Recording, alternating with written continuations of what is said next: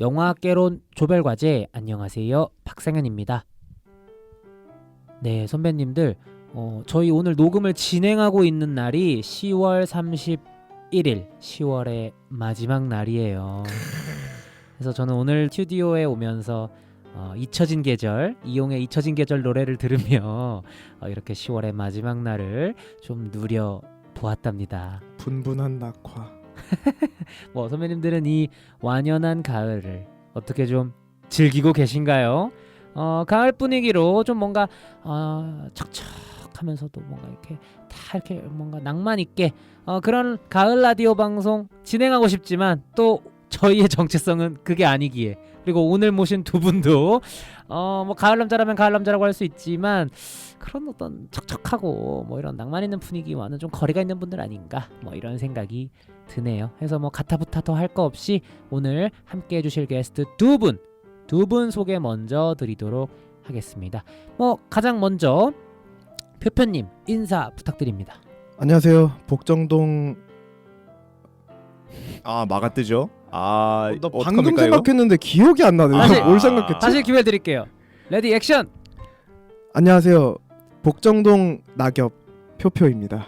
좀 생각한 거에 비해 구린데요. 아니 다시 생각이 나서 한 거예요? 아니면 지금 창작한 거예요? 방금 창작한 건데 아. 이 마가 뜬 거에 비해서 굉장히 네네. 비효율적이네요. 연비가 안 좋네요. 제가 센스가. 그냥 복정동 가을 남자 정도만 했어도 뭐 그냥 넘어갔을 터인데, 그래서 뭐 복정동 낙엽 우리 표표님 모시고 이제 예. 진행하고 있고요. 이어서 재빈님 인사 부탁드립니다. 네, 반갑습니다. 안도로입니다. 그래서 자, 완연한 가을인데 두 분은 이 가을을 어떻게 보내고 계신지 좀 궁금합니다. 지민 씨 어떻게 지내셨어요?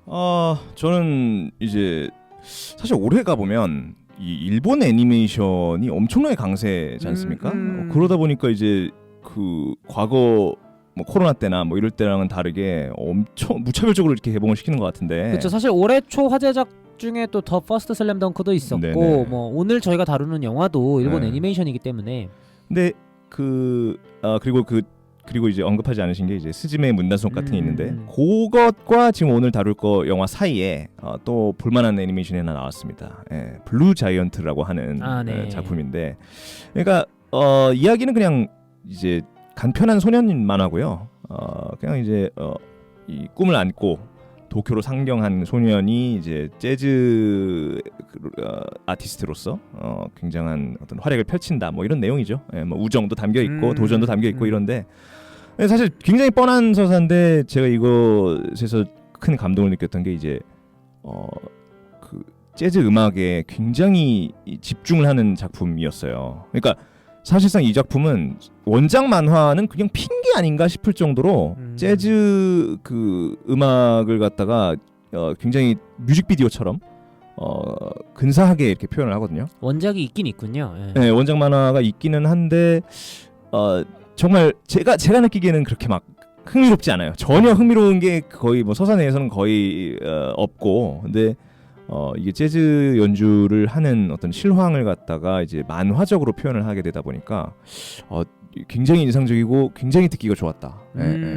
음악이 굉장히 중요한 애니메이션. 근데 기가 막히더라고요. 그리고 최근에 플루토도 굉장히 강세 플루토 성과를 내고 있지 않습니까? 넷플릭스에서 공개가 됐죠. 그렇죠. 예. 그리고 사이버펑크도 올해 엣지 러너? 작품인가요? 올해 2077. 초였던 것 같아요. 정말 너무 좋았습니다. 뭐 얘기를 하다 보니 자연스럽게 좀 블루 자이언트에서 시작을 했지만 좀 일본 애니메이션 업계라든지 좀 이렇게 거시적으로 저희가 얘기가 이렇게 이어지게 되는 것 같은데요.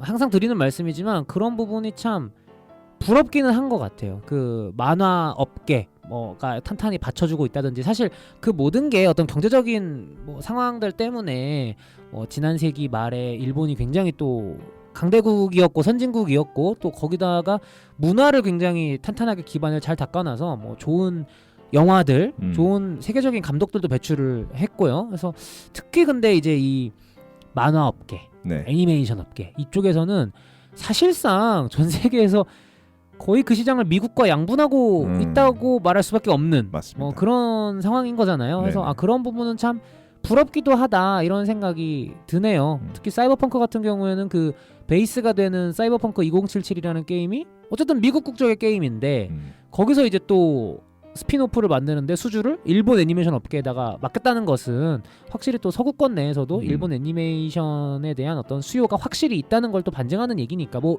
익히 다들 잘 알고 계시겠지만요. 예. 그래서 진짜 굉장히 인상적인 어떤 활약을 올해 뭐 예전에도 그랬습니다만 올해 굉장히 두드러지게 보여주고 있고 하는 상황이라 우리는 언제쯤 이런 어떤 애니메이션 업계에서 다 지금 그러니까 사실 애니메이션 정말 한계가 없는 매체지 않습니까? 그렇죠. 그러니까 이런 것들로 표현할 것이 너무 무궁무진한데 이게 언제쯤 이렇게 될 수 있을까 참 그런 것이 좀 이제 궁금해지는 그런 순간이 있었습니다. 저는 그래서 역으로 올 여름에 몇 달 전에 그 국내에서 좀 작은 규모로 개봉한 영화긴 한데 그 여름이라는 한국 애니메이션이 있었어요. 뭐 퀴어 작품인데 뭐 원작이 있더라고요. 원작 TV 시리즈가 있는데 약간 극장판 개념으로 이제 총편집을 해서 극장 상영을 한. 근데 저는 그런 걸 몰랐고 그냥 뭔가 신작 애니메이션이 개봉하나 보다 해서 이제 봤고 뭐 영화가 좋은 부분도 있고 좀 아쉬운 부분도 있긴 있었지만 어쨌든 잘 관람을 하고 극장을 나와서 이제 그 보통 찾아보잖아요. 요즘에 인터넷으로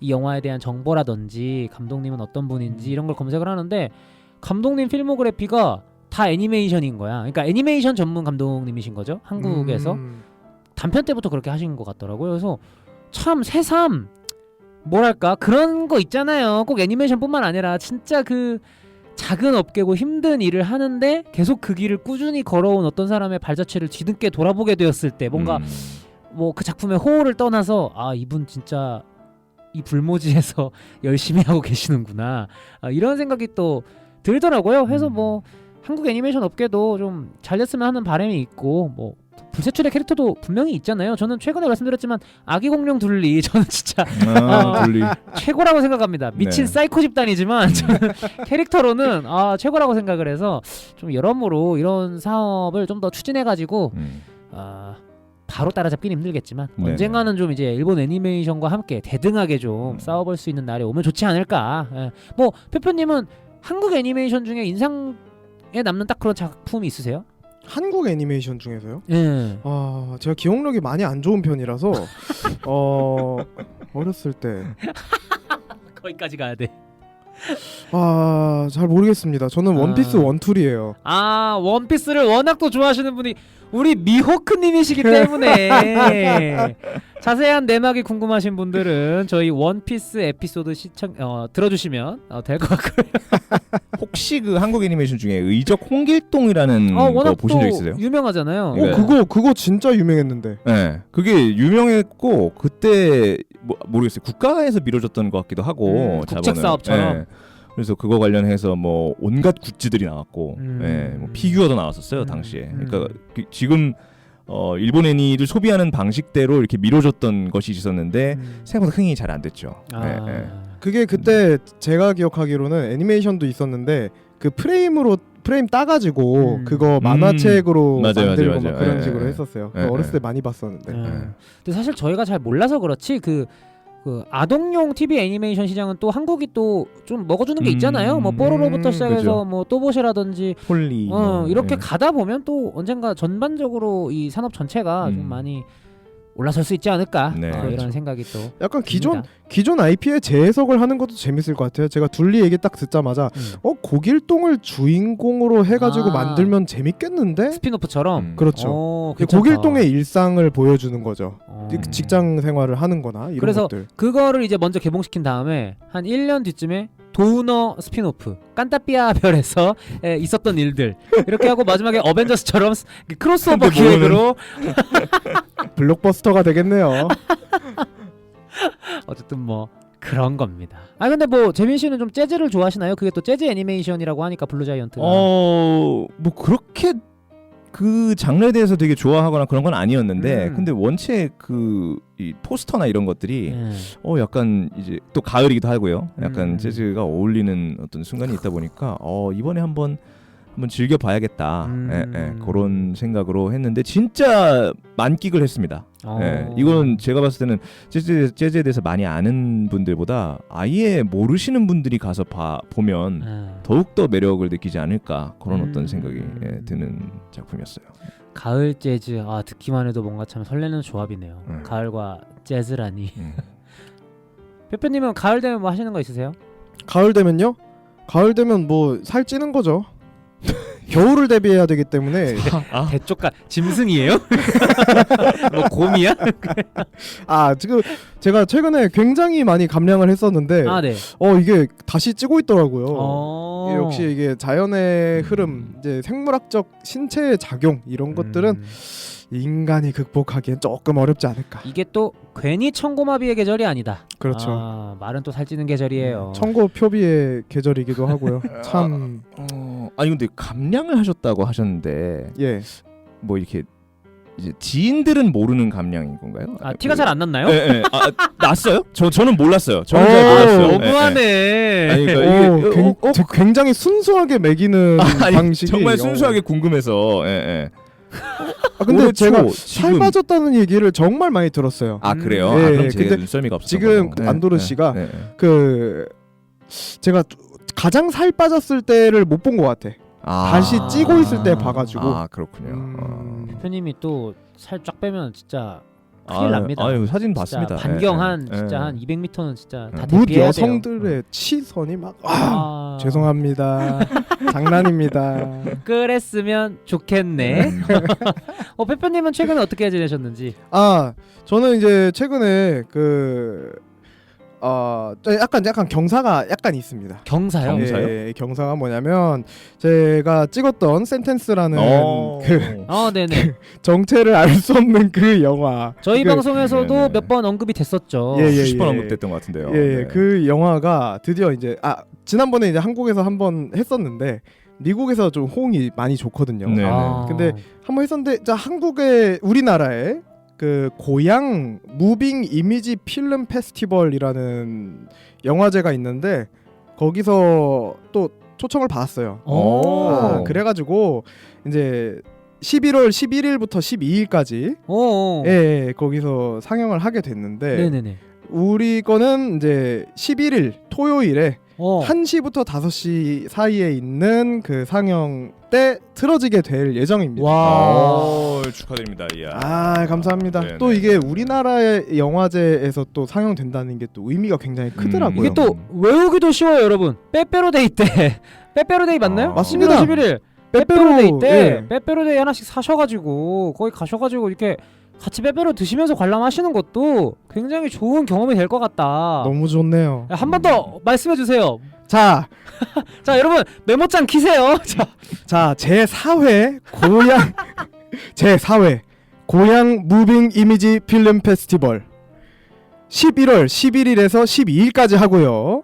11일 토요일 1시부터 5시까지입니다. 와, 시간 미쳤다. 장소는 어디냐? 고양 어울림놀이 어울림 극장. 와, 모두가 어울릴 수 있는 곳에서. 어울림놀이. 이 소식을 전달하는 것만으로도 저는 영광입니다. 또 뭐 참여해 주신다면 또 이제 저도 보실 수 있고 저렇게 생긴 양반이구나. 혹시 그 경쟁 부문인가요? 잘 모르겠어요. 오케이.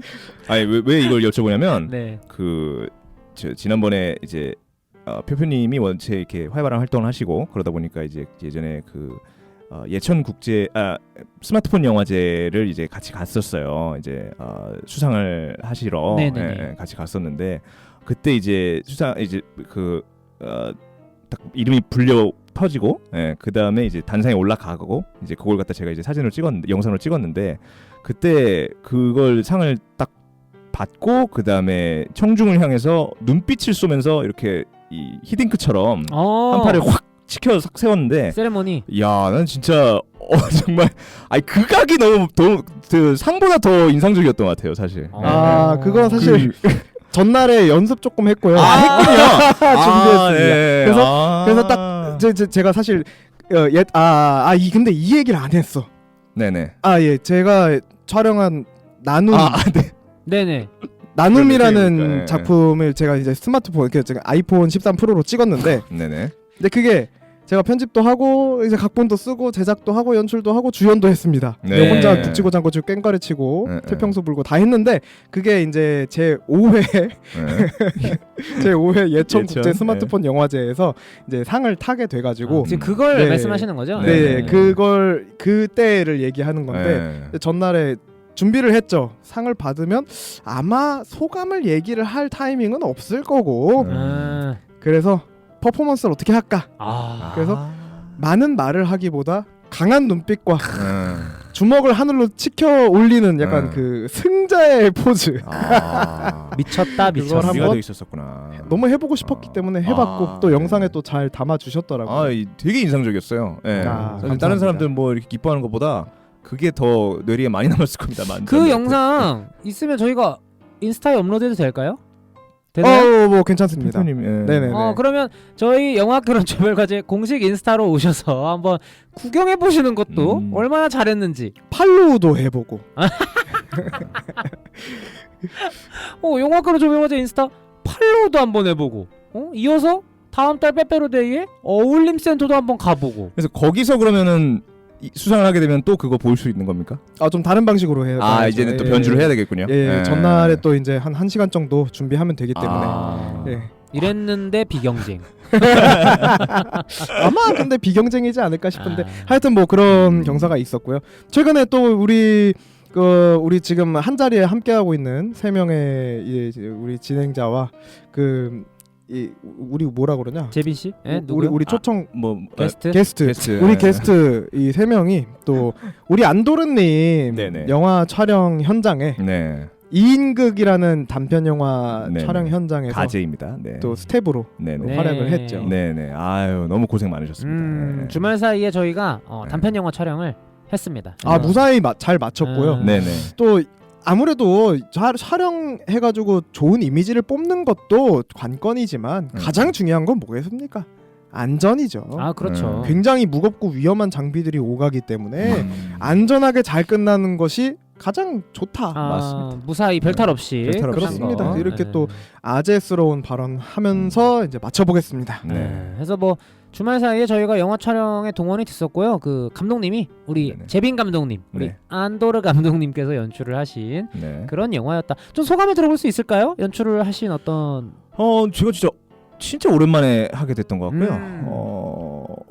굉장히 즐거운 시간이었고요. 그리고 굉장히 배운 것들이 많았습니다. 네네네.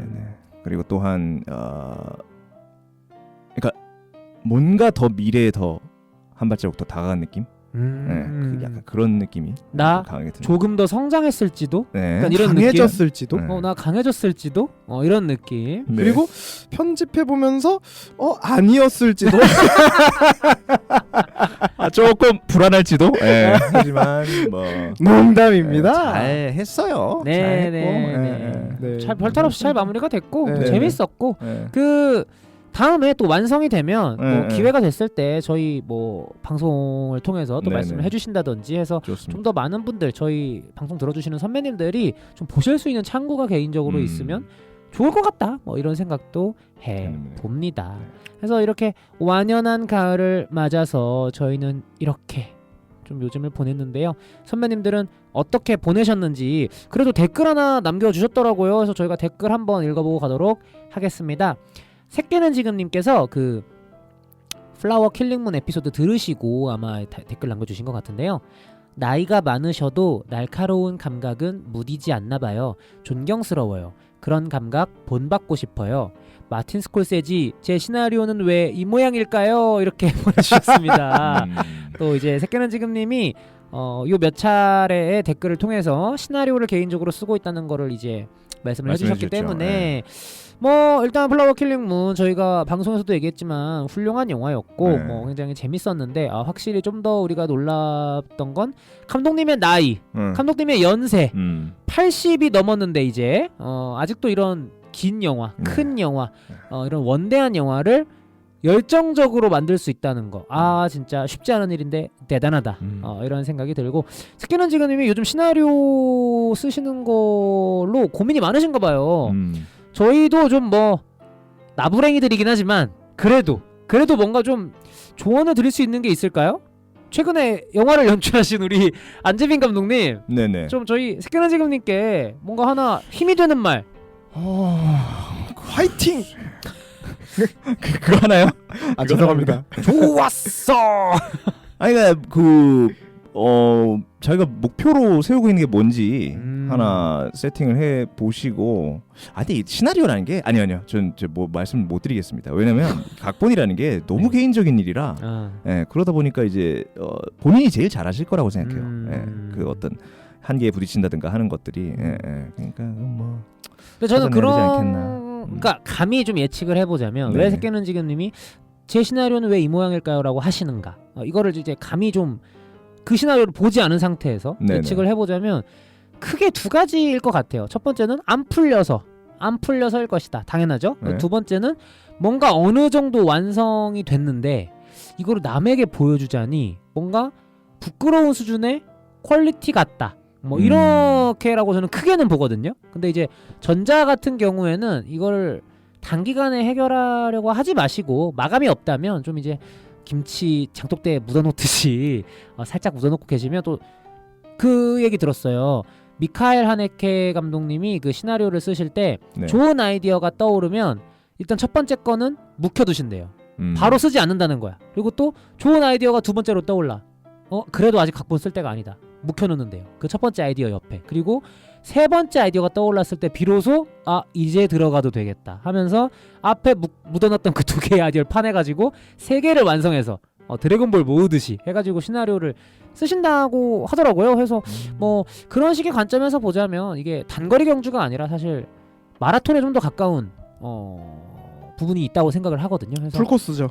그렇죠. 그래서 그런 식으로 좀 여유 있게 어떤 상황이신지는 모르지만 좀 더 여유를 가지시면 좋지 않을까라는 생각이 들고, 후자의 경우 그러니까 뭔가 쓰기 썼는데 남에게 보여주기가 좀 민망스러, 부끄러워, 유치한 것 같아 좀 이럴 때가 있거든요. 왜냐면 저도 그렇습니다. 저도 최근에도 회사에서 영화 관련 일을 하고 있는데 이제 각본 쓰면서 누군가에게 계속 보여줘야 되잖아요. 필연적으로. 진짜 민망한 일이거든요. 근데 해야 됩니다. 해야 되고, 좀 용기를 드리자면 제가 영화 관련 일을 하면서 업계에 떠도는 시나리오를 많이 보거든요.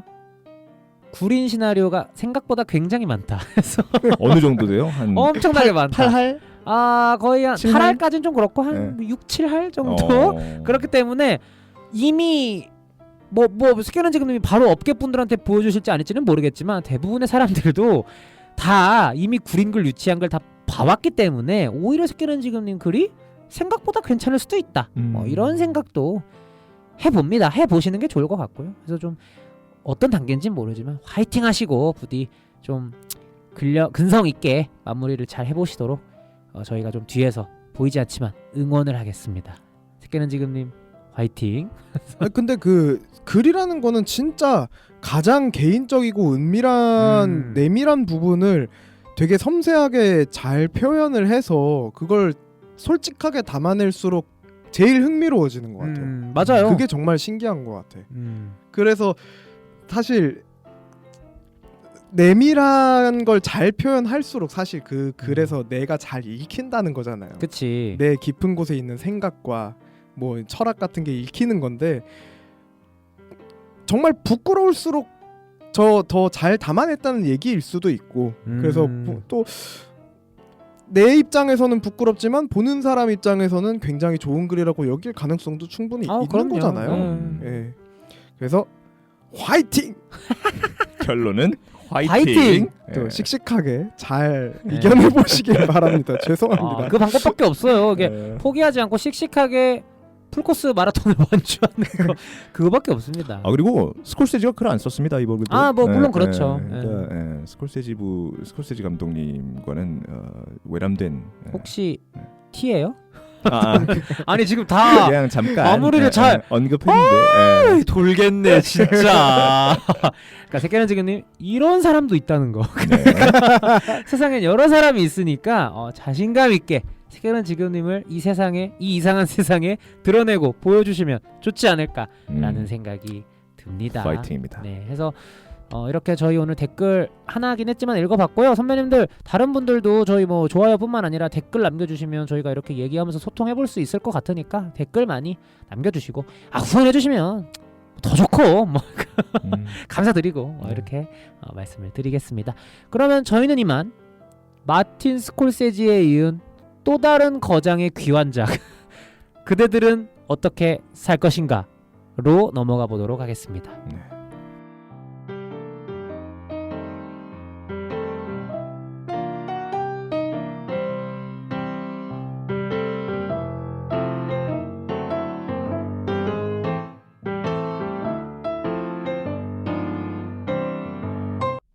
영화학개론 조별과제 이번 주 과제입니다. 그대들은 이 혼란스러운 세상 속에서 어떻게 살 것인가? 이거 짠 거예요? 잘 봤네.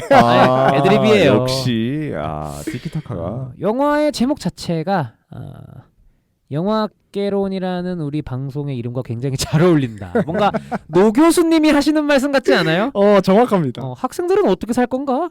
이렇게 순수한 궁금증에서 물어보는 건데 뭔가 매기는 것 같은. 그러니까 이게 참 제목이 오늘 제목도 참 할 얘기가 많은데 약간 교조적일 수도 있고 느껴지는 게 좀 약간 꼰대인가? 그러니까 이렇게 인터넷에서 이 제목 가지고 밈이 굉장히 많잖아요. 맞아요. 뭐 그대들 그따구로 살 것인가? 뭐 이렇게도 해놓더라고. 그대들 머릿속에 뇌라는 게 없는가? 그러니까 지금 제목부터 사실 어떻게 보면 미야자키 하야오 감독님이 굉장히 어그로를 끌 대로 끌고 있다.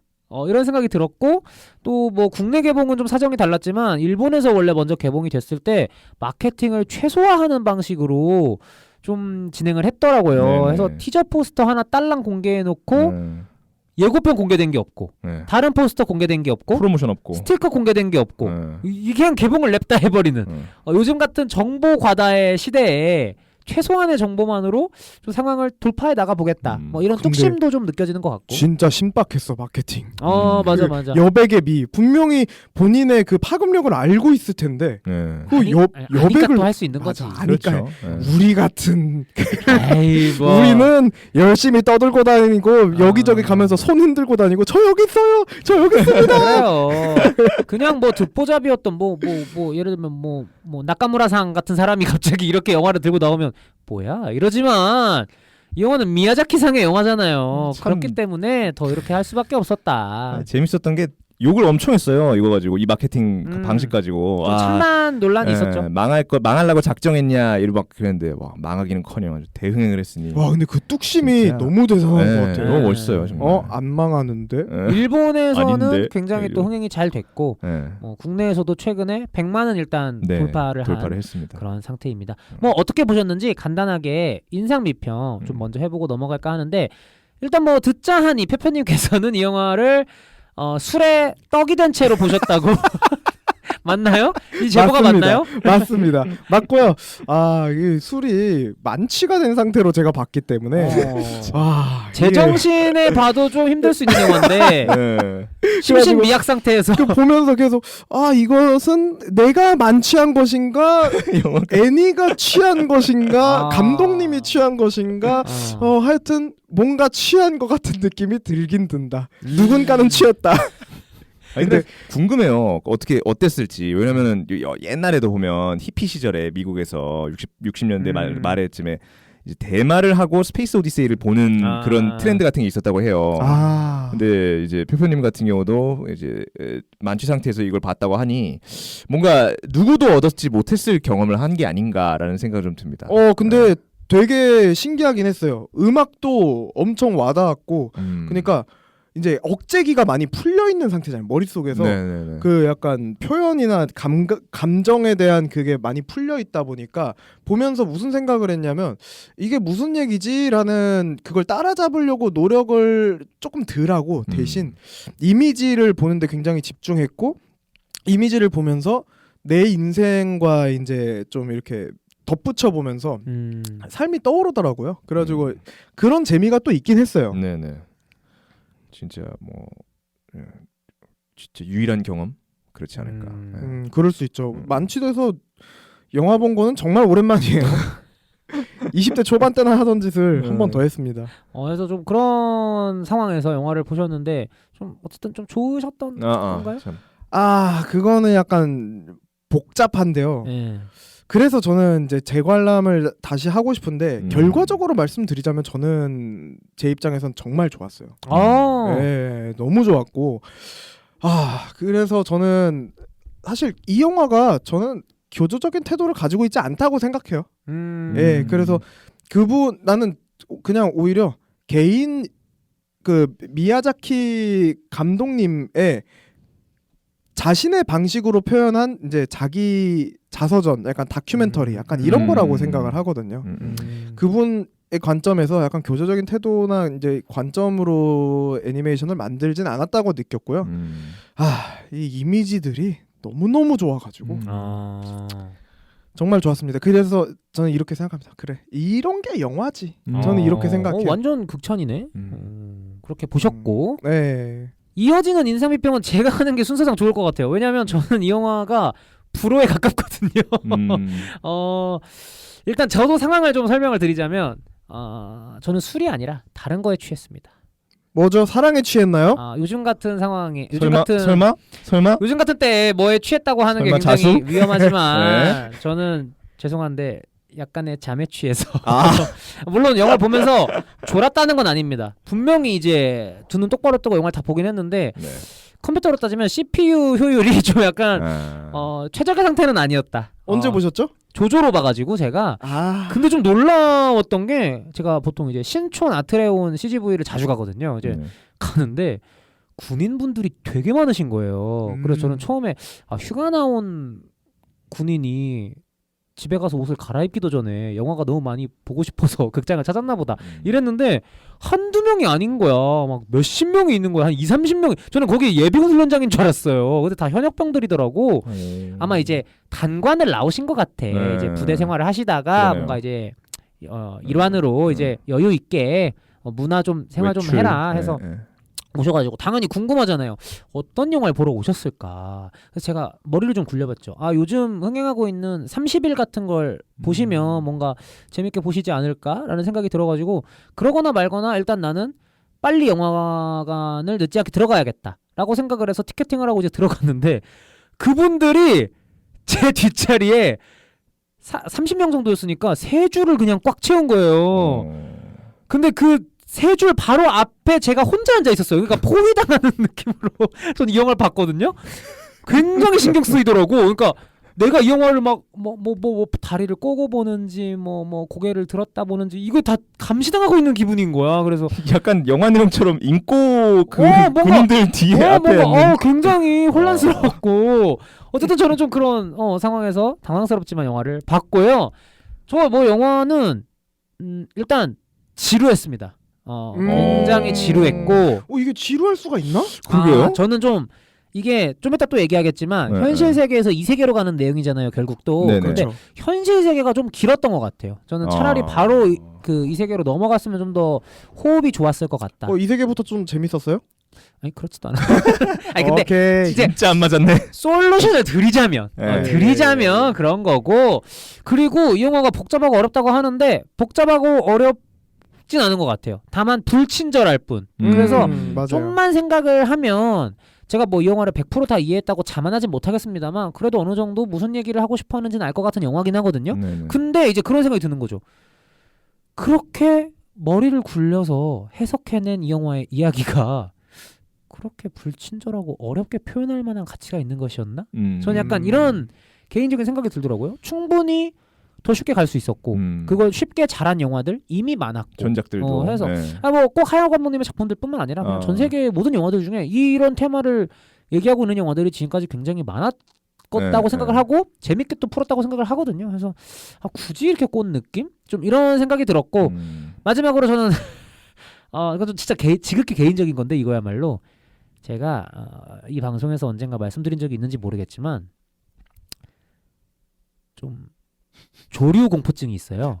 제가 그래요? 네, 제가 좀 새를 싫어합니다. 새를 무서워해요. 제가 어릴 때 어떤 게 있었거든요. 그래서 이 영화를 보는데 외가리가 겁나 짜증나게 하는 거야. 그래서 안 다가왔으면 좋겠는데. 새소리도 계속 엄청 나오잖아요. 아까 또. 저는 새소리 같은 건 괜찮거든요. 그리고 참새 정도는 괜찮아. 네. 귀여우니까. 근데 그 외가리 디자인이 개 기분 나쁘게 돼 있더라고. 그러니까 그 외가리가 이 세계 넘어가서는 좀 이제 그 까고 다니잖아요. 얼굴을. 네. 거기서부터는 괜찮았거든요. 근데 현실 세계에서 그 가지런한 일을 막 부리 안에 집어넣고 막 기분 더럽게 웃는데 갑자기 얘가 창문으로 들어오면서 마이떠 그러는 거야. 그러니까 나는 기겁을 할 수밖에 없었어요. 그리고 뒤에 앵무새 군단? 저는 거기서 뒤집어질 수밖에 없습니다. 저는 진짜 너무 힘들었어요. 저는 이건 좀 개인적인 건데 좀 약간 근데 안 좋아할 만한 약간 그 이유들이 몇 번 있었네요. 영화가 좀 군인들의 습격도 그렇고. 영화가 좀 역했어요. 저는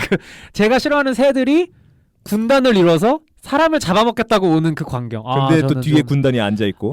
저는 좀 힘들었습니다. 굉장히 약간 불쾌한 이미지를 정말 잘 만드는 것 같아요. 그러니까 사실 이 영화뿐만 아니라 뭐 센과치로 행방불명이나 나우시카 같은 거 봐도 항상 느꼈던 거지만 하야오 감독님은 좀 본격 호러 같은 거를 애니메이션으로 하셔도 충분히 잘하실 것 같다는 이미 좀 있죠. 맞아요. 여러 군단에서. 어떤 부분에서는 이토준지보다 훨씬 맞아 그런 훨씬 약간 불쾌함이 느껴질 때가 있어. 사실 느닷없잖아요. 이게 등장하는 게. 사실 저는 그 센과치로 행방불명에서 가오나 씨도 어릴 때 봤을 때 되게 무서웠거든요. 가오나 씨도 그렇고 저는 어렸을 때 원령공주에서 그 머리 까딱까딱 흔들리는 그 약간 숲의 영혼 같은 그런 것들 있잖아요. 맞아. 그런 것들이 있어. 맞아. 그게 맞아. 여러 한 마리는 약간 까딱까딱 하면은 저게 뭐야 이 정도인데 여러 마리가 나무 위에서 따라라라 이렇게 하고 있으니까 그 기분 나쁜 걸 잘해 감독님이. 기분 나쁘고 신비로워. 맞아. 기분 나쁜 신비함. 하여튼 좀 이 영화 힘들더라고요. 혹시나 조류공포증이 있으신 분들은 안 보시는 게 좋을 수도 있다. 근데 되게 그러니까 지금 말씀하신 거 들어보니까 그 감상기 자체가 재밌네요. 그래요? 네. 너무 재미난 그러니까 내용물도 보는 영상도 이제 효과가 있고 또 그 군대가 같이 보고 있는 것도 웃기고 거의 4D로 봤어요 영화를.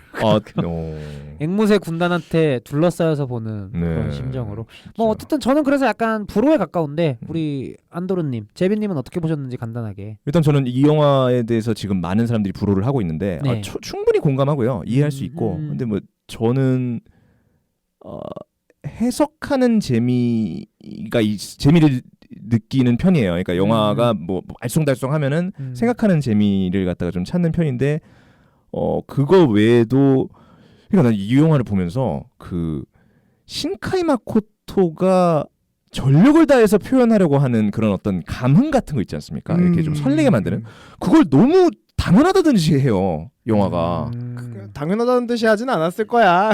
물론 열심히 만들었을 노력은 거야. 있는데 근데 강점을 주는 게 보이거든요. 신카이 마코토 영화들에서는 진짜 막 이걸로 막 그러니까 필사적이야. 약간 이런 게 보이는데 획을 긋는 타이밍이 딱 보이지. 네, 근데 이 영화는 그냥 처음부터 그냥 그 감흥에 좀 젖어서 시작돼요. 그냥 오프닝에 그냥 이 화마가 한번 닥쳐서 그래서 이제 엄마가 이제 있는 곳을 향해서 이렇게 마이토가 이렇게 달려가는데 그냥 그 시퀀스부터 이미 약간 감동적이었어요 저는. 그래서 이건 그냥 화면 구성만으로 일단 한번 빠뜨리고 시작하는 진짜 역시 미야자키 하야오다라는 생각이 들어서 저도 좋게 봤습니다.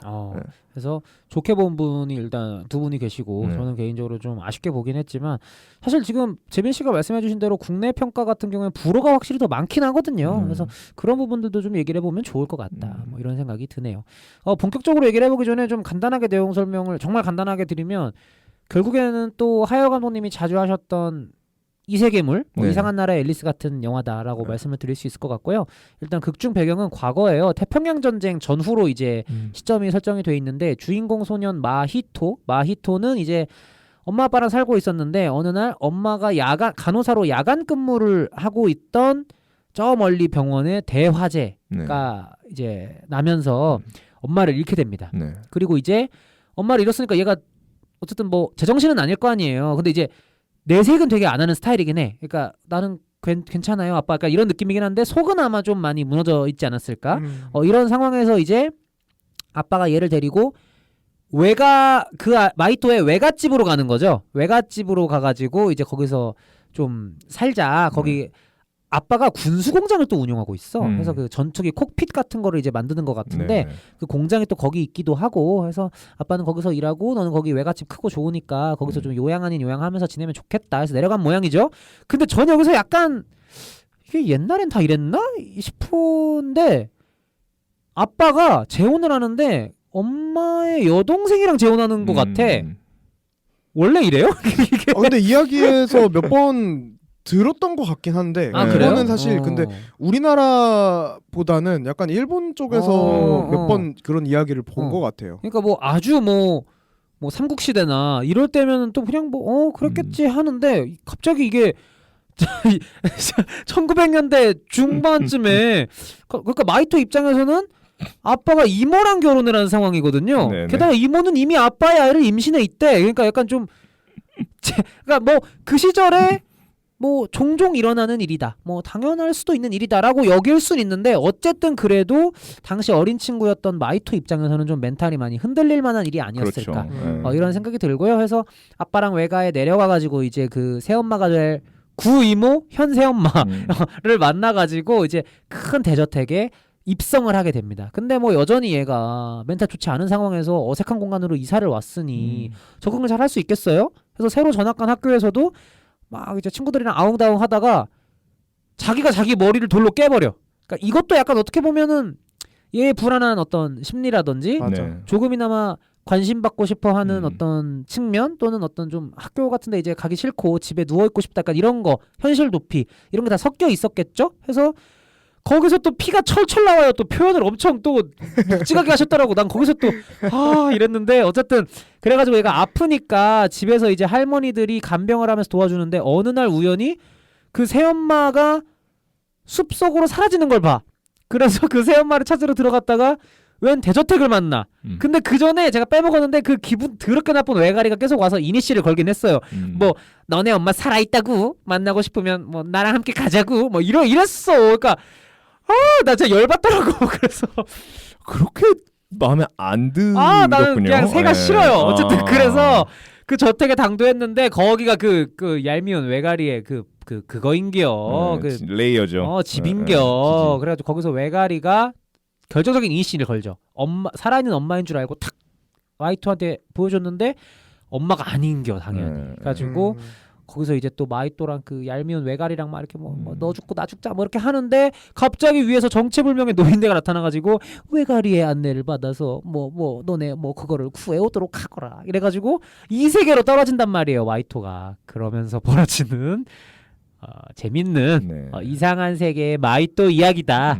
이렇게 정리를 어떻게 좀 이렇게 외가리에 빡쳤다는 얘기가 거의 반인 것 같긴 한데 그런 내용입니다. 뭐 그렇습니다. 근데 여쭤보고 싶은 게 알프레드 히치콕의 새는 보셨어요? 저는 그거 진짜 굉장히 힘들었습니다. 진짜요? 근데 그래도 그건 괜찮았어요. 어쨌든 제가 그냥 일반적인 새도 싫어하긴 하는데 어쨌든 화면 속의 새잖아요. 그러니까 좀 인상을 찌푸리긴 했지만 괜찮았는데 이거는 애니메이션이다 보니까 표현을 또 더럽게 해놨잖아. 그래서 나는 좀 더 과장되게 하니까 그래서 더 싫었어요. 네. 어쨌든 저의 조류 공포증 이야기는 일단 잠시 접어두고 내용 설명을 이렇게 했는데 일단 이 영화의 배경, 설정 이런 것들이 굉장히 중요할 것 같습니다. 이 영화의 어떤 주제적 맥락이랑 굉장히 맞닿아 있을 것 같다라는 부분인데요.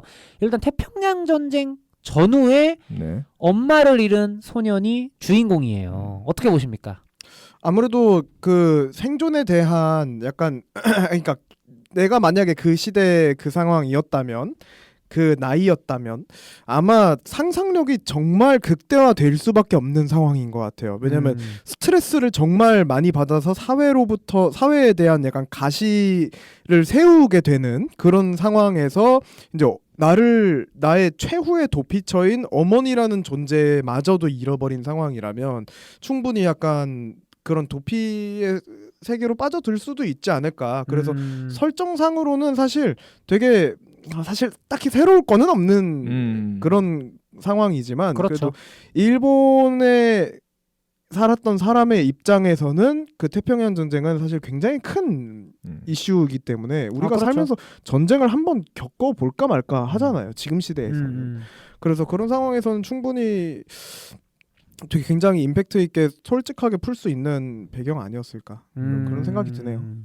저는 이게 그냥 미야자키 하야오의 어린 시절을 그냥 갖고 옴으로써 좀 더 진솔한 이야기를 하겠다는 어떤 강조의 방식 약간 이렇게 좀 더 강하게 보였던 것 같아요. 예. 또 이제 이 작품의 전작인 이제 바람이 분다에서 또 그 당시 이제 태평양 전쟁 때 사용되었던 그 비행기 전투기 그것들을 갖다 다뤄왔었는데, 그러니까 더 진솔하고 내 이야기를 하고 싶다는 의지가 이제 바람이 분다 이후 더 강화된 것 같다는 느낌이 들었어요. 그러니까 이게 어쨌든 배경이 전쟁이고 가상의 전쟁이 아니라 그것도 실제 있었던 이제 막 종전한 지 100년이 안 된 그런 전쟁을 다루고 있고, 게다가 이게 일본 영화잖아요. 그러면 이제 국내 관객 입장에서는 이제 레이더가 하나 쓴단 말이에요, 머리에. 이걸 그렇죠, 어떻게 그렇죠. 표현하는가 볼 수밖에 없는 상황이에요, 솔직히 말씀드리면. 그리고 그걸 떠나서도 그러면 일단 전쟁을 앞에 설정으로 시대적 배경으로 설정을 해놨다는 거는 주제적인 맥락에서 전쟁에 관한 어떤 메시지를 던지겠다라는 이야기로 이제 생각할 수밖에 없잖아요. 네네. 그리고 중간에 실제로 하죠. 그 이 세계로 넘어가서 이제 와라와라라는 존재들을 만나게 되고 그 와라와라들이 승천을 하면 새로운 인간으로 태어나는 그런 건데, 그걸 이제 펠리컨들이 나타나가지고 막 잡아먹는단 말이야. 그래가지고 이제 힘이라는 또 불을 다루는 소녀가 갑자기 갑툭튀해가지고 펠리컨들을 조져. 근데 펠리컨들을 깔끔하게 환부 도려내듯이 도려낼 수가 없어. 불을 지르니까 와라와라도 좀 타 죽고 펠리컨도 타 죽는 거야. 결국 승리해서 전체적인 와라와라를 다 지켜내긴 했지만 와라와라도 몇 명 죽긴 한 거야. 그죠. 그리고 이제 펠리컨이 쓰러져가지고 마이토가 너 왜 그랬어? 이렇게 얘기를 하는데 우리도 어쩔 수 없었다. 그러니까 이런 식으로 얘기를 하잖아요. 배가 고픈데 어쩔 수 없었다. 그러면 거기서 사실 이 전쟁을 다루는 감독의 주제적인 스탠스는 다 나왔다고 저는 봐요. 뭐 전쟁 나쁜 놈인 줄 알았는데 사실 그 사람 그 펠리컨도 자기만의 어떤 입장 이해할 수밖에 없는 그런 처지가 있었고, 또 전쟁이라는 게 아군과 적군은 딱 명확히 구분지어서 아군만 살리고 적군만 죽이는 이런 것도 불가능하고 와라와라가 타 죽었던 것처럼 민간인들도 분명히 피해를 받을 수밖에 없고 전쟁은 이런 거야 라고 감독님이 얘기해 주시는 거는 제가 알겠어요. 저는 그렇게 느꼈거든요. 근데 뭐 이제 제가 굳이 꼬투리를 잡자면 그 주제를 이미 다뤄온 영화가 정말 저는 많다고 생각해요. 많죠. 정말 많고 장르적인 재미도 거기에 더했던 영화들도 많다고 생각해요. 근데 저는 그렇게 막 새롭지 않은 이야기를 주장을 되게 어렵게 뱅뱅 돌려 얘기하니까 좀 굳이 이럴 필요가 있었을까? 저는 개인적으로 그런 생각이 들면서, 그리고 이거는 좀 불편러인데, 그러니까 내가 인정할게. 내가 봐도 내가 좀 프로 불편러 같은 발언인데, 한국 관객 입장에서 펠리컨이 그렇게 대사를 하니까 전범국이 만든 영화치고 그렇게. 우리도 사정이 있었다 이렇게 얘기하는 게 그렇게 볼 수도 있겠구나. 좀 나는 좀 그랬어. 나는 좀 그랬어. 그러니까 물론 이제 모든 전쟁에 절대적인 선악이 없다는 건 저도 알아요. 그렇죠, 아는데 그렇죠. 전범국이 하니까 좀 그 얘기가 약간 좀 거시기 하더라. 거시기하다. 저는 그랬습니다. 아니 그래도 이제 사과가 없었기 때문에 그러니까 사과가 있었으면 또 모르겠어. 근데 그게 없었으니까.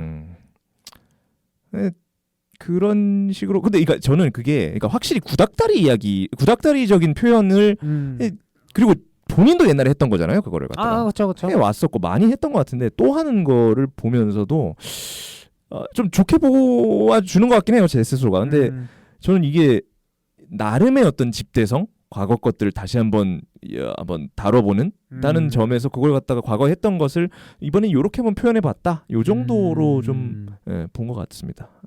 가지고 이제 이 세계로 넘어가서 이제 본격적인 일들이 시작되는데, 사실 저는 그것도 있다고 생각해요. 우리가 이상한 나라의 앨리스 플롯이 굉장히 많이 인류 역사를 통틀어서 많이 반복되고 있잖아요. 진짜 좋아하죠, 다들. 이 세계물, 뭐 비단 영화뿐만 아니라 뭐 게임, 만화, 소설, 웹소설 이렇게 난무하고 있는 상황이란 말이에요.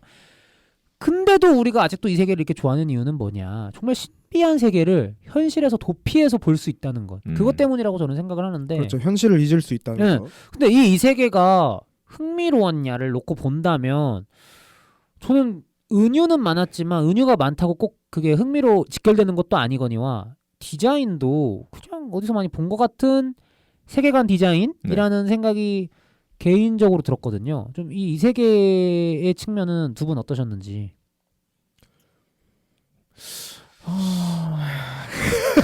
아니, 그러니까 이게 그러니까 어디서 본 것 같기도 하고 익숙한 것 같기도 하고 이건 또 새롭고 약간 이런 것들이 되어 있는데 근데 저는 그러니까 센가치히로 행방불명 같은 경우를 예로 들어봤을 때 그 작품이 이 세계 그 미야자키 이 세계의 어떤 최고 수준이라고 생각을 해요. 맞아. 근데 이거는 그러니까 센가치히로 때는 정말 끝내주는 뭐 대단한 동양과 서양이 마구 공존하는 그런 어떤 아름다움을 보여주겠다는 목표가 있었다면 이거는 그냥 설정 누름들이라고 생각해요. 그러니까 내가 이런 식으로 표현해가지고 니들이 해석할끔 만들어주겠어. 약간 퍼즐처럼. 그러니까 어떤 대단한 예술적 표현보다는 그냥 이렇게 상징하는 것들 좀 이렇게 여러 개 이렇게 갖다 놓고 이제 알아서 한번 생각하고 만드는 정도. 그러니까 그 지점에서 어떤 그 열정의 정도가 좀 이제 차이가 크죠. 근데 그게 저는 의도라고 생각을 하는 게 마히토도 가만 보면 어쨌든 어머니를 잃었고 굉장히 좀 뭐 자해까지 해가면서 고통을 갔지만 그렇다고 이 세계에 대해서 어떤 크나큰 이제 매달림이라고 해야 되나 그런 것에 대해서 막 굉장한 흥미를 갖지를 않아요. 그리고 외가리를 갖다가 막 죽이려고 하는 것을 보면 그러니까 저라면 그러니까 보통 센가치히로도 보면은 이제 뭐지 이거 왜 궁금해가지고 호기심에 이제 가는 약간 판도라적인 지점들이 있지 않습니까? 근데 얘는 아주 이 대쪽 같습니다. 막 화살을 만들어가지고 외가리를 잡아 죽이려고 하고 진짜 그 이 세계에 대해서 뭐 별다른 그 희망이라는 게 없어요. 매력이 없어요. 얘는. 그러다 보니까 그 마히토의 태도가 곧 감독의 태도 아니었나 이번 작품에서. 맞아. 네. 그게 되게 신기한 지점이었는데 사실 이 세계물은 우리가 들어가서 굉장히 흥미롭고 막 새롭고 막 약간 긍정적인 표현이 들어가잖아요. 근데 마치 당연하다는 듯이 그 세계를 받아들이고 그리고 적개심을 가진다는 거는 사실 그 세계에 녹았다는 얘기예요. 그렇죠? 녹았다는 게 적응을 했다. 예. 놀라워하지 않는다. 그렇죠. 그러니까 그런 식으로 바라보는 게 되게 그러니까 세상을 바라보는 감독님의 시각이지 않을까. 세계관. 그 삶의 방식 약간 이런 게 녹아 있는 것 같아가지고 그게 되게 흥미로웠어요. 그걸 아마도 진짜 지극히 개인적으로 애니메이션을 만드셨기 때문에 그런 식으로 표현하신 게 아닐까. 그러니까 설정상으로는 이해가 돼요. 그러니까 마히토는 전쟁을 간접적으로 겪었고 대화제도 겪었고 조실모한 상황이죠. 그러니까 굉장히 이미 세상이 아름답지만은 않은 곳, 세상은 거칠고 무섭고 두려운 곳이라는 인식을 갖고 있었을 것 같아요. 그러니까 그런 거친 이 세계의 세계로 넘어갔을 때도 이게 내가 살던 세계랑 그렇게 큰 차이가 있나? 이렇게 느꼈을 수도 있죠. 네. 근데 저는 주제적 측면 말고 그냥 영화의 재미적인 측면에서 봤을 때 마히토가 너무 이 세계에 관심이 없고 페프님 표현을 빌리자면 녹아들어 버리잖아요. 바로 그게 영화적 재미에서는 좀 아쉬웠던 것 같아요. 왜냐하면 같이 궁금해해야. 그러니까 왜냐면 사실 게임으로 치면 관객들은 주인공에게 로그인한 거거든요. 그러면 그 주인공의 관점, 주인공의 시점에서 영화를 보는 거기 때문에 그 주인공이 어떤 태도를 취하느냐에 따라서 우리도 그 이 세계를 대하는 태도가 달라질 수밖에 없을 것 같은데 예를 들어서 너무나 훌륭한 센과 치히로 행방불명을 보면 센이 치히로가 본명이지? 네. 치히로가 처음에 거기 가가지고 이게 뭐야? 우리 엄마 아빠가 돼지가 됐어. 여기는 뭐야? 저 무서운 사람들은 뭐야 하니까 관객들도 같이 뭐야 이렇게 되다가 갑자기 엄청 잘생긴 하쿠가 나와가지고 도와줄게 치히로 이러니까 치히로도 믿을 수밖에 없고 왜냐면 혼란스러운데 걔가 도와주니까 설명도 걔가 다 해주니까 그러니까 관객들도 하쿠를 믿을 수밖에 없고 치히로의 관점에서 보게 되는 거지. 그렇지. 하쿠가 나오기를 기다릴 수밖에 없고 기대할 수밖에 없고 그런 상황에서 후반부에 하쿠가 상처를 입으니까 마음이 아플 수밖에 없고 저는 이런 귀결이 있다고 생각하거든요. 근데 이 영화는 마히토가 이 세계 갈 때도 와 이게 아니라 이렇게 딱 도착을 진짜 신기해. 그러니까 그게 그러니까 놀람의 과정이 없이 표현을 했다는 데에서 약간 그런 게 있는 거지. 그러니까 이 감독은 몰입을 시킬 생각이 없나? 약간 이런 생각이 그런 모양이 드는 거야. 맞아요. 그리고 그 여자 만나서 갑자기 물고기 배가르게 시키잖아요. 네. 너가 해봐 이러는데 치히로였다면 제가요? 막 이랬을 것 같은데 얘는 예? 여기 쓱 하니까 저는 이게 얘가 먼저 호들갑을 안 떠니까 내가 호들갑을 안 떨게 되고 그러니까 이 세계관이 뭐 그렇게 호들갑 떨 만한 세계관이 아니구나 이렇게 돼버린 것 같아. 그래서 저는 맞아, 이거 맞아. 보면서 다큐멘터리 보는 것 같은 느낌이 들었어요. 그러니까 되게 건조하잖아. 맞아요. 그래서 저는 거기에 더해서 주인공의 매력이 좀 떨어지더라고요. 존재감도 많이 떨어지고 네네. 맞아. 자기를 많이 표출하지 않는다는 느낌이라고 해야 되나? 그러니까 되게 일반적인 시각에서 바라보길 원한 것 같아. 감독님이 뭔가 감정의 동요나 아니면 누군가에게 몰입을 하거나 이런 개념이 아예 전무하고 딱 그냥 이 우리가 원래는 자아와 나의 세계를 잊고 영화를 보잖아요. 네. 그러려고 노력을 하잖아요. 네. 근데 철저하게 나의 시각으로 볼 수밖에 없는 약간 그런 맞아요. 느낌.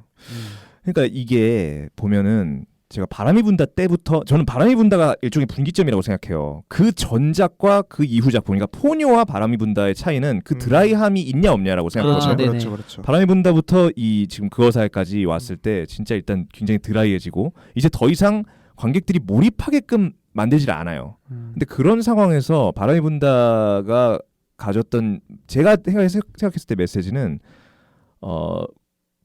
이제 창공을 가르는 하늘을 날아다니는 그 꿈과 환상, 내가 쫓았던 그런 어떤 열망 같은 게 있었는데 그게 전쟁이라는 현실에 있어서 현실 때문에 이제 짓눌려졌다, 무너졌다. 그게 참 안타깝다. 그게 그냥 그렇게 그냥 더럽혀졌다. 그렇게 이야기하면서 그 꿈과 환상이 박살났다는 것을 이제 안타깝게 여기는 상실감을 표현하는 영화였다고 생각해요. 근데 이 작품 같은 경우는 이제 후반부에 가서도 아시겠지만 꿈과 환상을 완전히 박살을 내놓습니다. 그거 자체가 이제 전혀 필요 없다는 듯이 완전히 이제 철두철미하게 철저하게 이제 부정을 해버리거든요. 그러니까 이거는 일단 제가 봤을 때 바람이 분다에 대한 철회, 영화적 철회라는 생각이 들었어요. 그 맥락에서 보면 사실 이세계물은 이세계로 들어갔을 때부터 재밌는 건데 이거는 아까 말씀하셨다시피 현실이 너무 길잖아요.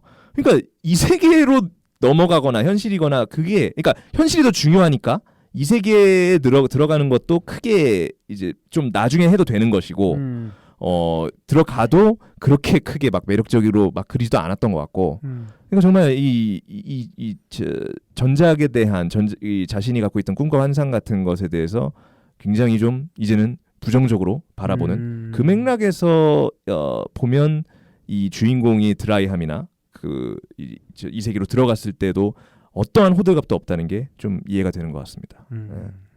그럼 이제 그렇게 이 세계로 넘어가서 진행이 되다가 뭐 이제 같이 물고기도 낳고 그 물고기 해체 쇼 해가지고 막 나눠주고 와라와라 승천 쇼도 보고 펠리콘도 줘 패다가 묻어주고 이렇게 한단 말이에요. 그러다가 이제 어떻게 보면 이 세계 안에서의 2부라고 할 수 있을 것 같은데 같이 그렇게 서로 중래만을 했던 외갈이랑 이제 짝꿍이 돼가지고 같이 여행을 시작합니다. 이제 외갈이의 안내를 받으라고 했으니까. 그래서 이제 여기서 또 저에겐 하나의 또 극혐 포인트. 또 앵무새 군단? 인꼬 군단? 앵무새 군단이 아니 저는 앵무새는 또 계속 제 얘기를 하게 되는데 앵무새는 귀여웠거든요. 디자인은. 근데 걔네 태도가 겁나 무섭더라고요. 맞아. 그건 진짜 좀 섬뜩하긴 했어, 진짜. 아니 들어갔는데 기다리고 있었습니다. 따라오시죠. 이러고 탁 갔는데 뒤에 칼 들고 있고 침 질질 흘리면서 깜짝 놀랐어요. 야 이게 아동만화인가 정말. 식탁 위로 올라가시죠. 이러니까 난 거기서 좀 무섭더라고. 그래서 어쨌든 이렇게 앵무새 군단을 만나고 그 앵무새들의 장군이라고 해야 되나? 뭐 대장군을 만나는데 그 앞에 와라와라 승천쇼와 펠리컨을 통해서는 전쟁에는 절대선도 절대악도 없다. 그리고 뭐 반드시 누군가는 희생을 할 수밖에 없는 게 또 전쟁이다. 이런 메시지를 얘기했다면 그 2부부터는 이제 좀 더 노골적으로 어떤 파시스트? 그러니까 이런 독재국가와 어떤 전체주의 뭐 이런 거에 대한 얘기를 많이 했던 것 같아요. 특히 그 앵무새 대왕의 어떤 이미지 같은 게 워낙 그런 전형성을 띠고 있어서 전형적이죠. 그 부분들은 좀 어떠셨는지. 일단은 뭐 정말 이 이미지들은 진짜 원래 현실에서 있었던 그 군인들을 그냥 갖다 붙인 것이구나라는 생각이 좀 들었고 열병식 할 때 그런 독재국가의 열병식이랑 비슷하니까 본인의 성장기를 좌지우지했던 그 세력 것들을 표현을 하는 데 있어서 되게 솔직하게 표현을 한 것 같아요. 그러니까 이미지만 다르게 표현했을 뿐이지 그들이 하는 생각이나 이제 철학 같은 게 그 당시를 완전히 지배하고 양분하고 있었던 세력이잖아요. 그래서 그걸 아예 대놓고 표현을 해가지고 그 약간 색깔, 약간 느낌, 색채로도 극명하게 대비가 되기 때문에 그런 것들을 굉장히 잘 표현한 장면이었던 것 같아요. 그리고 그러니까 우리 사람이라는 것은 굉장히 모순적인 존재잖아요. 그쵸. 그러니까 어딘가를 지향을 하는 동시에 일상생활에서는 또 내가 지향하는 것과 완전히 반대로 행동할 때도 있고 그래서 아니 당장 저만 해도 알죠. 머리로는 아는데 몸으로는 안 되는 것들. 예를 들면 술은 건강에 나쁘니까 마시지 말자. 네. 술은 뇌를 망친다. 그리고 스마트폰 줄이는 게 좋다. 스마트폰은 도구일 뿐 노예가 되지 말자. 우리 현 시대에 그런 거 당연히 있지 않습니까? 그렇죠. 그러니까 그 모순적인 것을 굉장히 그 당시 시대에서 그러니까 외모로는 외향을 딱 봤을 때는 그로테스크한 느낌이 별로 없어. 근데 칼 차고 있고 그런 양면성을 굉장히 잘 표현을 했던 것 같아요. 인간이 가지고 있는 양면성을 그 앵무새들을 통해서. 그렇죠. 저는 또 그 주인공 소년이 마이토가 중간에 기절해가지고 납치당하잖아요. 어제 눈 떠보니까 막 주방 옆에 묶여 있잖아. 네. 근데 거기서 그 바로 옆에 초록색이었나? 그 앵무새 한 마리가 요리사 모자 쓰고 진짜 너무 행복하고 신난다는 표정으로 칼을 막 갈거든요. 난 그게 너무 좀 양가 감정이 들었는데 귀여우면서도 좀 진짜 극혐이다. 이런 생각이 계속 드는 거야. 그러니까 해맑은 걸 볼 때 이제 그런 느낌이 들죠. 물론 이제 바로 또 외가리가 와가지고 뭐 뚝배기 깨니까 바로 또 앙 하면서 이렇게 기절하지만 그래서 이제 앵무새 군단의 어떤 감시를 피해서 불의 소녀 히미를 만나게 되는데 히미가 사실 젊은 버전의 엄마잖아요. 그렇죠. 이게 어떻게 보면은 이세계물이기도 하지만 그 이세계의 문들을 통해서 현실 세계에서는 각자 다른 시간선으로 이동할 수 있는 약간 이런 개념으로 어린 시절의 엄마를 만난 그러니까 이런 마이토의 구성이 뜨게 되는데 저는 그 힘이도 좀 느닷없긴 했던 것 같아. 그러니까 이거는 그냥 제 취향이에요. 저는 좀 어떤 설명을 차분히 해줬으면 좋겠다라는 게 있는데 희미가 첫 등장하는 것도 되게 엉뚱생뚱한 데서 갑툭튀하거든요. 그러니까 뭔가 등장했을 때 클로즈업이나 타이트한 샷이 하나도 없고 갑자기 저 멀리서 힘이 삼아 이러면서 막 불질러 막 불꽃놀이해. 그러니까 쟤는 뭔데 또 설정에 또 하나 붙는구나. 약간 이런 생각이 들었는데 뒤에 또 엄마야. 그러니까 이게 모르겠어. 나는 계속 뭔가 나 진짜 죄송합니다. 그 거장 감독님 작품인데 딱 이 표현 한 번만 쓰겠습니다. 저는 약간 뇌절이 계속되고 있는 거 아닌가 그런 생각이 들었어요. 진짜 그렇게 볼 수 있을 것 같고, 그러니까 이게 그 프로이트적으로 해석을 해야 되는 건가 하는 생각이 좀 들긴 했어요. 약간 그런 것 같기도 하다. 그러니까 현실은 이제 초자하고 이제 마히토는 자아인데 이 세계는 또 이드야. 그러니까 내 무의식과 욕망이 뭐 그 안에 다 들어가 있어. 그러니까 엄마도 만나고 뭐 이제 그 싫어하는 그 새들도 막 적으로 나타나고 뭐 그러면서 또 이제 딴 데로 포털로 이렇게 연결이 되고 그렇게 해석을 해야 될 것 같은데 또 거기에 또 그 어떤 신세계 그 세계를 그 우주를 통제하는 왕 같은 존재가 있지 않습니까? 그 큰할아버지였죠. 그러니까 그 사람은 또 그런 얘기를 해요. 뭐 13개의 블록을 쌓아라. 근데 이 작품 전작, 그러니까 바람이 분다까지 미야자키 하야오가 만든 장편 애니가 13개거든요. 그러니까 이거는 개소름. 또 자기 자신, 지금의 자기 자신인가? 그럼 마히토는 어렸을 때 자기 자신이고 이 사람은 지금 자기 자신이고 그러면 그런 것 같긴 하더라. 둘 다 자기인 것 같긴 하더라. 과거에 이제 과거에서부터 지금까지 이제 과거의 자신과 지금의 자신이 나와 있는데 지금의 자신처럼 살지 말라고 과거의 자신한테 얘기를 하는. 근데 그 얘기를 딴 사람들이 좀 들어줬으면 좋겠는? 약간 이런 뉘앙스가 좀 느껴졌던 것 같고 그래서 결국은 그래서 이제 그렇게 살지 말아라. 그러니까 나처럼 살지 말아라. 과거의 나 자신에게. 그래서 이제 우주를 다 자기가 만들었던 모든 그 시공간을 없애버리는 그런 거 아닌가? 라고 생각은 드는데, 그러니까 근데 뭐 이렇게 해서 해석해보고 저렇게 해서 해석해보고 막 하긴 하는데 이게 잘 딱 조합이 되고 그러진 않는 것 같아요. 네. 따라라락 딱 이게 안 되는, 따라락 정리가 되는 건 아닌. 저는 보고 그 생각이 들었어요. 그러니까 좋아요. 큰할아버지 얘기가 나왔으니까 네. 제가 생각해도 큰할아버지도 하야오 감독님의 오너케고 마히토도 하야오 감독님의 오너케인 것 같아. 네. 재빈님의 해석이 일정 부분 맞는 것 같아요. 그게 정답이라고 할 수는 없지만 설득력이 있다. 그리고 일단 하늘에서 운석이 떨어졌죠. 그래서 그 운석이랑 계약을 했죠. 네. 운석의 능력으로 하나의 세계를 창조해서 관리하는데 다만 나중에 후계자를 고를 때는 네 혈육이어야 된다. 이런 조건이 있었고, 근데 앵무새 대왕이 거기서 그 희미를 붙잡아가지고 세상을 나에게 주시오 이렇게 쇼부를 치려고 했고, 그래서 큰할아버지가 겉으로는 알겠네라고 했지만 마이토를 개인적으로 불러서 너 나의 후계자가 되겠니? 이렇게 얘기를 했고, 그걸 본 앵무새 대왕이 빡쳐가지고 판을 뒤집어 엎는, 그러니까 이런 구성인 건데, 방금 그 13개의 블록이 기존 하야오 감독님의 작품이라는 게 굉장히 설득력 있게 들리거든요. 네네. 저는 그런 생각은 지금까지 못 해봤는데 방금 딱 듣고 이제 생각을 한 게, 그 에반게리온 마지막 화도 갑자기 그렇죠. 현실 세계로 도약하잖아요. 네네. 뭐 여러 가지 해석이 있지만 저는 진짜 그게 맞다고 생각해요. 그냥 그 안노 히데아키 감독이 오타쿠더라. 이제 밖으로 좀 나와라. 저는 약간 이 영화도 하야오 감독님의 작품들을 굉장히 충성스럽게 따르는 오타쿠들이 많잖아요. 네네.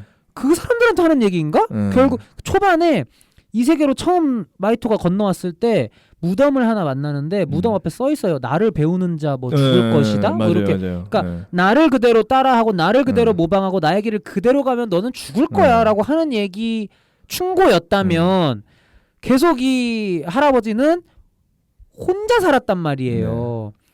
그 현실 세계에서도 좀 괴짜로 책에서만 이제 책은 곧 이야기겠죠. 이야기 안에서만 갇혀 있는 외톨이였고, 그 저택을 쌓을 때도 외톨이였고, 저택을 짓는데 사람들이 공사하다가 죽긴 하지만 뭐 아랑곳하지하고 결국 완성시켜서 거기서 계속 외톨이로 지냈던, 그리고 계속 이 세계의 신이 돼서 외톨이로 블럭 쌓기를 했던 이런 인물이 나를 배우면 넌 죽는다, 나처럼 되면 넌 죽는다 라고 하니까 마이토가 그러면 저는 혼자 살지 않고 현실 세계 좀 거칠고 더럽고 불완전하지만 현실 세계로 돌아가서 내가 좋아하는 사람들과 함께 뭔가 이야기를 꾸려나가는 삶을 택하겠다. 거기다가 이제 또 희미도 얘기하잖아요. 너를 결국 내가 불로 죽긴 하지만 너를 낳는 건 나의 최고의 뭐 기쁨이었어. 이렇게 그런 맥락들을 이제 감독님이 결국 넣으신 것 같기는 하다. 근데 제가 앞서 말씀드렸듯이 그렇게 어려운 얘기가 아닌데 왜 이걸 꼬고 있지? 그러니까 이런 생각이 또 들면서 정말 이게 안노 히데아키의 어떤 바턴을 이어받은 것이라면 이것 또한 제목과는 논외로 교조적인 태도가 맞는 것 같긴 한데 라는 생각이 또 들었다. 교조는 맞는 것 같아요. 그러니까 나는 교조 아닌 것 같아. 그래요? 페페님 의견도 들어봐야 되는데. 들어볼게요. 아니 그니까 이거 진짜 그러니까 제가 이번 편에서 진짜 말이 없는데 이거 말로 표현하기가 진짜 이상해. 그러니까 말로 표현하기 정말 어려워가지고 그러니까 물론 이제 그 할아버지가 이제 현재 나일 수 있는데 저는 약간 다른 방식으로 볼 수도 있지 않을까라는 생각이 드는데 그러니까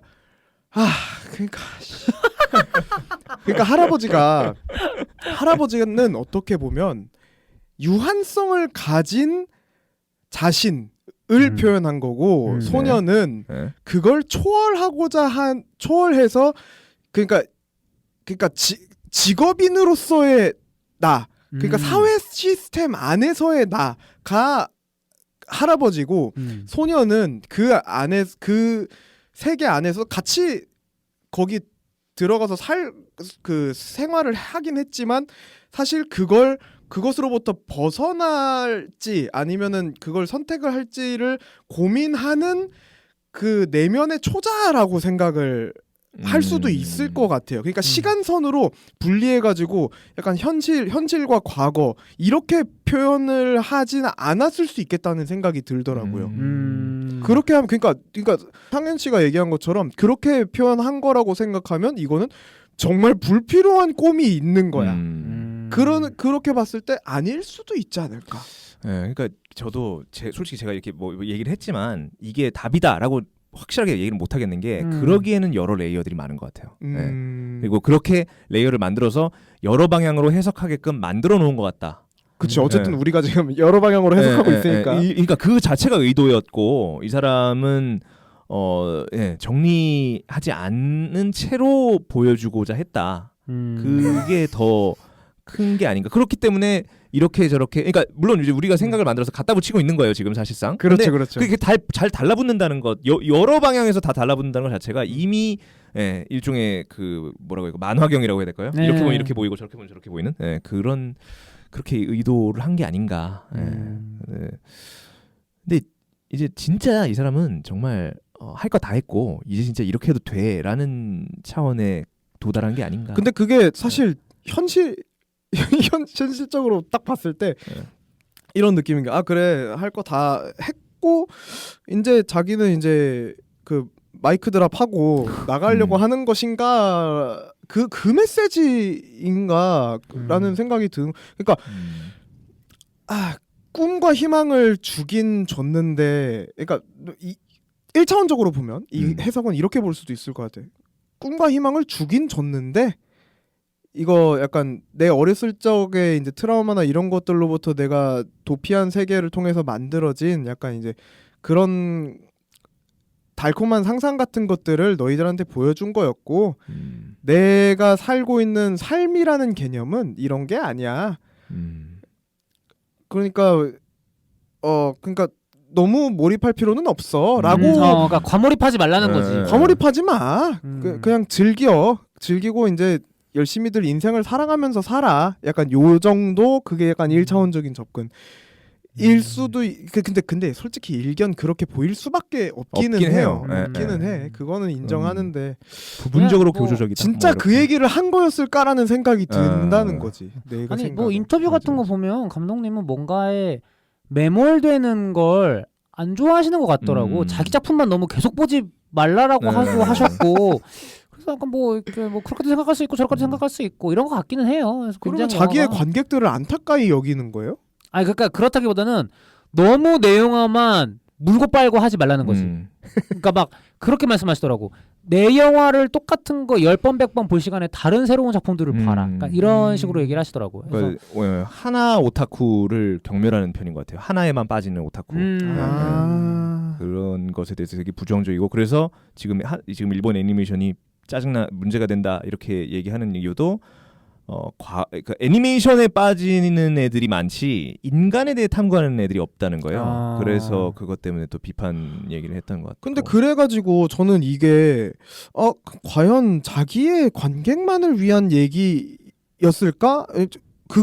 그걸만을 위해서 메시지를 쓴 거면은 그것 또한 그 사람 입장에서는 그 사람의 직업인의 관점에서는 사실 과몰입이거든. 제가 보기에는. 그렇죠. 그러니까 제가 봤을 때 아마 보편적인 관객들을 위해서 이야기를 썼다는 관점에서 보면은 아마도 문화라는 개념에 대해서 약간 그 지양해야 될 점도 있다라고 메시지를 던지는 게 아닐까라는 생각을 했어요. 동의해요. 그러니까 하나의 문화, 내 거를 보지 마라 이런 개인적인 이야기라기보다는 문화와 삶은 별개다라는 메시지를 던지면서 계속해서 몰입을 깨게 만들고. 그러니까 맞아요. 사회생활도 좀 하라는 거지. 현실생활도. 그러니까 얘가 계속 혼자 사는 삶이 아니라 나가서 이제 남들과 부대끼며 사는 삶을 선택하라는 얘기를 하는 것 같거든요. 그러니까 또 이게 어떻게 보면은 레디 플레이어 원의 결말과도 맞닿아 있는 해석 같기도 하고 좀 그런 관점에서 영화를 이렇게도 볼 수 있고 저렇게도 볼 수 있고 이렇게 열어놓은 상태로 만드신 건 분명한 것 같다. 이런 생각이 현대 드는데. 젊은이들을 약간 타겟팅한 그런 것 같긴 해. 분명히 그런 것 같고 사실 그 메시지가 저한테는 좀 많이 와닿았어요. 제가 좀 그렇게 살고 있기 때문에 그러다 보니까 저는 그 이 세계 박살 날 때 다 부수고 나오잖아요. 네. 그때 좀 가슴이 철렁하긴 했어요. 감정적으로 좀 흔들렸어요 그때. 재빈 씨 집에 있는 피규어와 DVD들을 다 부시는 것 같아서. 다 불태운 것 같아서. 어. 네, 부시면은 고칠 수도 있는데 이제 완전 제로 만들어 놓은 느낌. 네. 이제 그러니까 그게 아니라 이제 더 이상 피규어나 이런 걸 샀을 때 그 감흥을 내가 못 느끼는 것과 같았어요. 그 이미지가. 그런 것처럼 보였습니다. 감독님 말씀대로 재빈 씨도 좀 이제 밖으로 나오셔서 저희랑 좀 커피도 마시고 그러니까 교조적이라니까 영화가. 밥도 먹고 노인네 진짜. 박 감독도 잘 지금 상현 씨도 약간 그러네. 약간 그 교조적인 따라왔네 그게. 근데 뭐 나름 설득력이 있으니까. 밖으로 나가서 사람들이랑 커피도 먹고 밥도 먹고 그래야겠네요. 하는 거야. 근데 최근에 요즘에 약간 급성장 중이지 않습니까? 우리의 만남이 지속되면서. 그렇죠. 지금 굉장히 옆에서 많은 볼 걸 때도 배우고 많이 있죠. 느끼고 있는. 많이 변하지 않았습니까? 22년 초에 뵀을 때랑 저희가 또 재빈 씨를 처음 본 게 한 2, 3년 전이기 때문에 좀 단기간에 굉장히 21년 많이 마음을 여셨다 이런 생각이 진짜 점점, 긍정적인 점점. 쪽으로 바뀌었어요. 바뀌고 있어요. 어쨌든 그러니까 다행이라면 다행이네요. 좋은 문화 작품을 만드는 게 우리는 이제 만드는 사람으로서 생각을 해보면은 그걸 만드는 게 거기에 매몰되는 거랑은 또 다른 얘기야. 그러니까 즐기긴 즐기되 만드는 사람 입장에선 또 현실적으로 해야 될 일들이 분명히 있기 때문에. 그러니까 집착하지 말자는 거지. 그렇지. 그런 거지. 그렇지. 모든 걸 다 현생을 내던져 두고 여기에 집착할 필요는 없다. 현생을 사랑해라. 약간 그런 이런 거지. 거지. 현생이 있고 작품이 있는 거죠. 도피를 그만해라. 작품이 있고 현생이 있지는 않기 때문에 뭐 이 영화의 그 작화 같은 기술적 측면은 좀 어떠셨는지 사실 그거에 대한 긍정적인 코멘트도 굉장히 많은 편이거든요. 예를 들어서 저는 초반에 그 화마를 막 피해서 엄마를 찾으러 들어갈 때 그 불길이 화면에 그대로 뿜어져 나오는 것 같아서 저는 그 부분은 좀 좋았는데 뒷부분은 저는 그러니까 제가 좀 눈이 높아진 걸 수도 있는데 그냥 뭐 기존에 하시던 대로 잘한 것 같은데 이 정도였지 막 우와 막 황홀해 막 이러진 않았거든요. 그렇죠. 기존에 했던 대로 잘했다. 그게 딱 동의해요 저는. 딱 맞는 말인 것 같아요. 뭐 그게 상현 씨는 이럴 때 보면은 약간 진짜 약간 직업인의 개념도 되게 갖추고 있는 우리가 덕후였지만 사실 덕후가 이제는 아니게 된 게 아닐까. 그러니까 더 높다기보다는 좀 더 직업인의 개념에서 책임 의식을 갖추게 된다는 것은 어느 정도 탈피를 할 수밖에 없는. 그러니까 희생을 누가 그랬는데 유퀴즈였나 어디서 나와가지고 그런 얘기를 했는데 그 좋아하는 거 하나를 하려면 다른 좋아하는 거 10가지를 포기해야 된다. 약간 이런 얘기가 있는 것 같아요. 그게 진짜 많이 공감이 됐는데 약간 상현 씨도 직업인의 개념에서 약간 그런 것들을 보는 게 아닌가. 너무 막 황홀해 이러지 못하고 이거 뭐 좋은데 뭐 이전 것들이랑 별 차이 있나? 그러니까 이런 태도가. 근데 또 오히려 매몰된 걸 수도 있지 않을까라는 생각이 좀 저는 너무 우울해요. 그러니까 지금 말씀하신 대로 상현 씨가 그렇게 그 상태다라는 건 제가 동의는 안 되는데 근데 어찌 되었건 그 상태가 만약 된다 혹은 그 상태다 그러면 나는 낙이 없어지지 않을까. 그래? 난 그것도 낙인데. 저는 영화 보면서 사실 이야기에 몰입해서 볼 때도 물론 있지만 이거 어떻게 찍었고 여기서 넘어가고 샷 디자인이 이렇고 그냥 이러면서 많이 보거든요. 근데 그것도 굉장히 재밌는. 그것 또한 재미다. 그거 재밌어요. 네, 그게? 그것도 굉장히 재밌고 감독의 의중을 읽어내는 게 재밌는 거죠. 그 샷 사이즈나 앵글로. 상현 씨는 기본적으로 굉장히 그 삶을 되게 사랑하고 즐기는 사람이기 때문에. 그러네요. 저는 제 삶을 너무나 사랑합니다. 맞네요, 진짜. 그게 되게 또 긍정적인 면에서 되게 즐겁게 느껴지고. 그래서 이 영화가 나에게 받아들여지지 않았나? 근데 나는 되게 잘 받아들였어. 그러니까 이게 약간 사람 탄다. 너무 큰할아버지처럼 살고 있어서 이해된 거 아니에요? 이제 블럭들 다 던져버려라. 지금 좀 부숴라 이런 얘기인 것 같은데. 나는 이미 마이토처럼 살고 있어서 감흥이 없는 건가? 그렇죠. 그런 걸 수도 있겠다. 그 선택의 시기가 누구에게나 아마 찾아오는 것 같아요. 그래서 약간 이게 그로운업 약간 그런 개념이 아닐까라는 생각이 드네요. 뭐 제가 감히 성장했다는 건 아니지만. 근데 이제 내 안에 있는 그 또 소년이 또 있기 때문에 예. 그 친구를 또 행복하게 해주고 이렇게 하기 위해서 또 직업을 선택하기도 했고. 아 그렇죠. 또 예. 배우님이시니까 페페님은 더더욱 뭔가 중2병의 극치거든요. 이거 내가 배우가 된다라는 개념은 생각 한번 해보세요. 아. 진짜 중2병의 극치입니다. 멋있고 쉽지 않은 일이긴 하지만 또 그렇게 생각하실 수도 있죠. 또 네. 예. 그래서 좀 뭐 작화는 뭐 저는 생각보다 그냥 좋은데 막 엄청 좋진 않네 이런 느낌이었고 다만 이제 캐릭터 디자인 측면에서는 아, 확실히 지브리는 지브리구나 이런 생각이 들었어요. 초반에 그 집에 어떤 한여일 봐주시는 할머니들이 할머니. 많이 나오시잖아요. 얼굴 디자인 생김새가 다 다른데 다 너무 매력 있고 개성 넘치고 얼굴만 딱 봤을 때도 이 사람 성격 왠지 어떨 것 같다 딱 나오는 거야. 맞아. 맞아요, 그걸 맞아요. 캐치를 너무 잘해. 그러니까 참 이런 캐릭터 디자인은 확실히 여전하다. 좋은 의미에서 이런 생각도 들었어요. 또 왜 7일까요? 저는 그 7명이라서 일곱 난쟁이 그거를 뭐 얘기하는 건가 아, 뭐 하는 그럴 수도 생각이 있고. 들었는데 또 뭐 그거에 대해서 커다란 어떤 뭐 연관성이 나오는 건 없었던 것 같아요. 그 후반부 가서도. 아마 그냥 감독님 그 스스로가 예. 메타포를 그냥 부여한 걸 수도 있지. 개인적인 부분에서. 우리가 잘 알 수 모르는. 없는. 예. 근데 처음에 할머니들 멀리서 등장할 때도 막 뭔가 막 움찔움찔 이러면서 움직이잖아. 나. 음파룸파룸처럼 아, 근데 좀 나타나더라고요. 무서웠어. 네. 그러니까 이분은 공포 영화 난 언제 한번 각 잡고 해보시는 것도. 그 어렸을 때 소년이 가지고 있는 그 세상에 대한 두려움. 그러니까 진짜 관점적으로 표현을 너무 잘해. 이분은 정말 그 자기 자신 현생의 자신도 있지만 그 내 어렸을 때의 기억을 딱 그 관점으로 표현을 하는 걸 너무 잘하는 것 맞아. 같아요. 저 어렸을 때 세탁기 되게 무서워했거든요. 왜요? 왜? 몰라. 그냥 큰 소리가 나서 그런가? 그러니까 어렸을 때 되게 특이하게 현관 안쪽에 약간 그 공간이 살짝 있었는데, 그러니까 신발장이 옆에 있고 그 맞은편에 세탁기가 있었어요. 그래서 왔다 갔다 할 때, 그러니까 4살 이전이에요. 그러니까 그 기억은 왔다 갔다 할 때 그 꼬맹이가 세탁기가 막 덩덩덩덩덩덩 하면서 흔들리는 게 되게 무서워. 그래 그거 그럴 수 있어. 그러니까 근데 우리가 어른 관점에서 보면은 그거는 그냥 아무렇지도 않은 건데, 맞아요. 애기 관점에서는 그 무서운 건데 그 무서운 거를 굉장히 잘 표현을 하는 것 같아요. 어릴 때 그로테스크함. 느낄 수 있는 그런 두려움의 게이지가 따로 있는 것 같아. 저도 아. 사실 새를 무서워하게 된 이유가 그런 거거든요. 저는 그냥 평범한 앵무새를 봤을 뿐인데 어릴 때 좀 거기서 이제 뭔가 그런 게 발현된 거여서 누구나 다 뭐 그렇게 될 수 있다. 뭐 이런 새 생각이. 가슴이네요. 미안합니다. 너무 딥해지는 것 같아서 한번 던져봤어요. 닭가슴살 굉장히 좋아한다. 제가 살아있는 새는 싫어하지만 죽어서 제 식탁 위에 놓여진 새는 굉장히 좋아한다는 거. 저는 고기 중에 닭고기가 최고라고 생각합니다. 아, 치킨 사랑하시죠? 그래도 사랑하시죠.